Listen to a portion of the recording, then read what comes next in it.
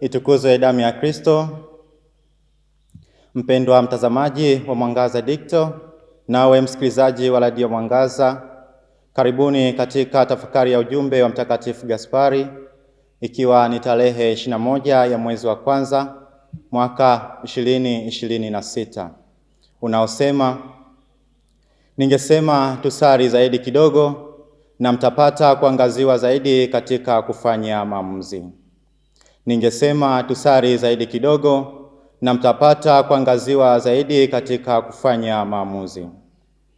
Wapendwa katika Kristo, katika maisha yetu ya kila siku tunakutana na maamuzi mengi, madogo, makubwa, ya haraka na ya muda mrefu.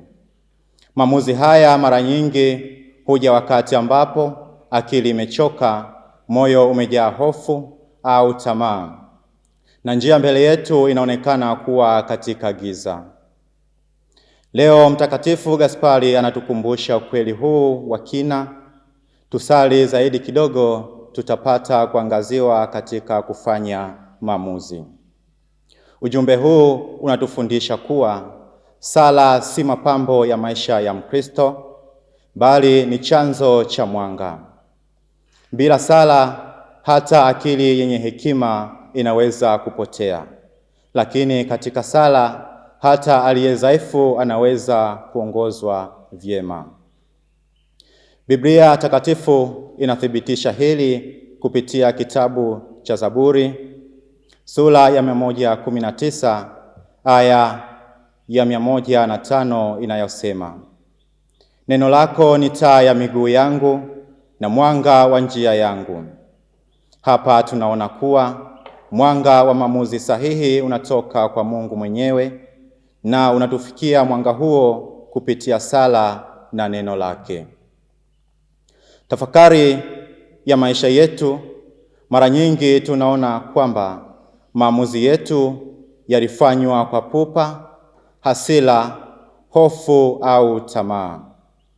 Hayo ni matunda ya mioyo isiyokaa mbele ya Mwenyezi Mungu. Ndio maana katika kitabu cha Mithali sura ya 14 aya ya 12 tunaambiwa kwamba kuna njia ionekanayo kuwa sawa machoni pa mtu, lakini mwisho wake ni njia ya mauti. Watu wengi hudhani sala ni kumweleza Mungu matatizo yetu kana kwamba hayajui. Hapana. Sala hutusaidia sisi kuelewa vizuri tunachohitaji na kile ambacho Mungu anataka kitendeke ndani yetu. Katika sala, Roho Mtakatifu hututuliza, hutenganisha sauti za hofu, shinikizo la watu na sauti ya Mungu.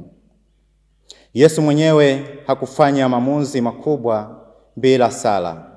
Kabla ya kuyakabili mateso na kifo chake, aliingia katika bustani ya Getsemane, akasali kwa uchungu mkubwa akisema: Baba, ikiwa ni mapenzi yako, uniondolee kikombe hiki, walakini si mapenzi yangu, bali yako yatendeke.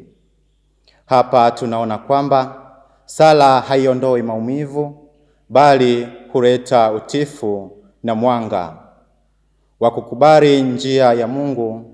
Pia sala inatupa ujasiri wa kuchagua mema hata yanapotupasa kutoa sadaka kubwa. Ndugu wapendwa, ujumbe wa Mtakatifu Gaspari unatualika kwenye unyenyekevu wa kiroho. Tusali zaidi, si sala ndefu, bali sala ya moyo, sala kabla ya neno, kabla ya uamuzi na kabla ya hatua yoyote. Kwa kufanya hivyo, Mungu hatatunyima mwanga wake, maana yeye ni Baba apendaye kumwongoza na kuongoza watoto wake vyema. Itukuzwe damu ya Kristo! Niliyekuletea tafakari hii ni mimi Frateli Alex Joseph Lumala kutoka nyumba malezi ya Mwenye Heri Yohane Melini Miuji.